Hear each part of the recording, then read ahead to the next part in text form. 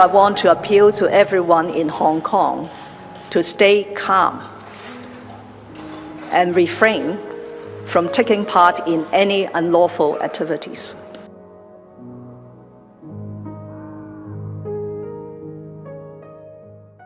Hong Kong police say protesters camped at the Chinese university are paving the way to a man-made disaster. It's now been 4 days since anti-government groups seized part of the campus. The university's president, Rocky Tuan, has threatened to call in assistance unless all non-students leave. Police say the protesters there have been stockpiling objects that can be used as barricades, as well as storing and producing petrol bombs and other weapons in the school. Protesters have also taken over streets in Hong Kong for the 5th straight day. They are rallying and blocking major roads with barricades. Afifa Arifin joins us now from Hong Kong. Afifa, police, they've been talking to the media about the situation at the Chinese university. Now, it's a fairly grim assessment, right? Indeed, well, at the daily press conference today, the police have labeled the Chinese University of Hong Kong as having become a breeding ground for criminals and rioters. They said that the protesters have turned their campus into a weapons-making factory. They said that they've been building an arsenal of petrol bombs and also making a lot of other offensive weapons like bows and arrows, which could be used to attack the police. Now, they also talked about the reckless road blockage that caused great inconvenience to people who were trying to access the Tolo Highway. Now, that highway is actually a very major artery that connects new territories to other regions in Hong Kong like Kowloon and Hong Kong Island. And it's also a road where a lot of resources are being shipped in from the mainland. The police said that, that highway is right below the number 2 bridge outside of the Chinese University of Hong Kong, where student protesters have blocked for the past 4 days now. And they said that it has caused great inconvenience to not just commuters, but many people like patients who need medical care, who need to access that highway to get to a nearby hospital. So the police have said that these protesters have shown complete disregard to the sanctity of schools as a place of teaching and learning, and they have urged the school management to shoulder the responsibility and to have a clear stance against the lawlessness caused by a lot of the student protesters in the university itself.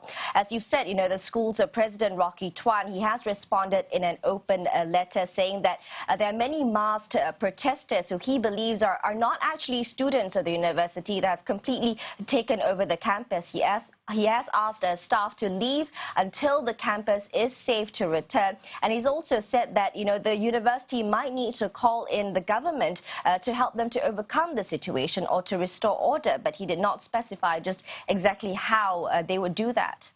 Afifa, what else then do we know about the death of the cleaner who was hit on the head during protester clashes? And so we do know that a 70-year-old man who is a government-contracted cleaner died yesterday after being hit on the head by a brick. He was there about 300 meters away from his office during his lunch break.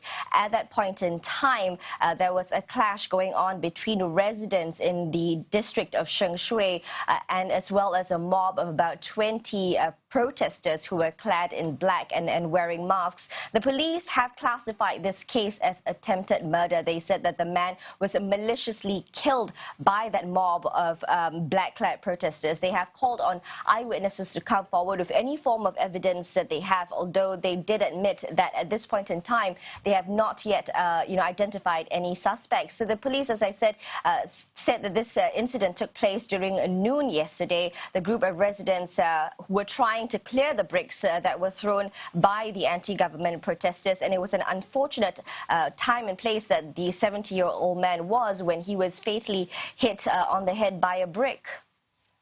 All right, many thanks for that. Afifa Arifin speaking to us from Hong Kong.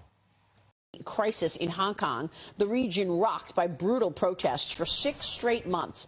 A police spokesperson says the city has been pushed to the brink of a, quote, total breakdown. It's sparking fresh fears that the violence could escalate to the level of the Tiananmen Square protests back in 1989. Joining me right now is Tiananmen Square survivor Rose Tang. Rose, I see a massacre unfolding over the last few weeks. Actually, the massacre in Hong Kong has already started, resulting in more than 100 suicides, very mysterious disappearances of people, bodies of people floating in the harbor, including 15-year-old Chen Lam, totally naked, and the protesters staged a lot of memorial services in the streets and demanding an answer and independent investigation. And more than 3,000 people have been arrested over the last 5 months. Nearly 1/3 of them are students, and more than 100 of them kids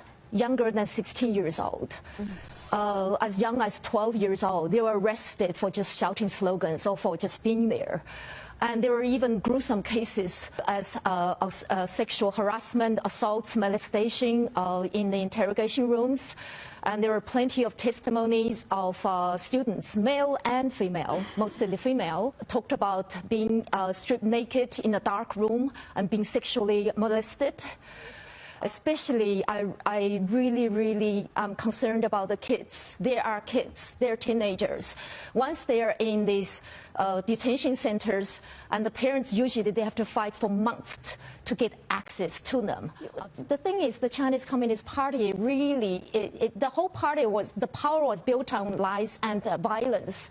They never keep promises. When we're protesting Tiananmen, and we're calling for a rewrite of the Chinese Constitution. Then when I studied the Chinese Constitution carefully, the freedom of press, freedom of assembly, all the so-called freedoms, they're all in the Chinese Constitution. They never even follow the Constitution they wrote themselves. And yet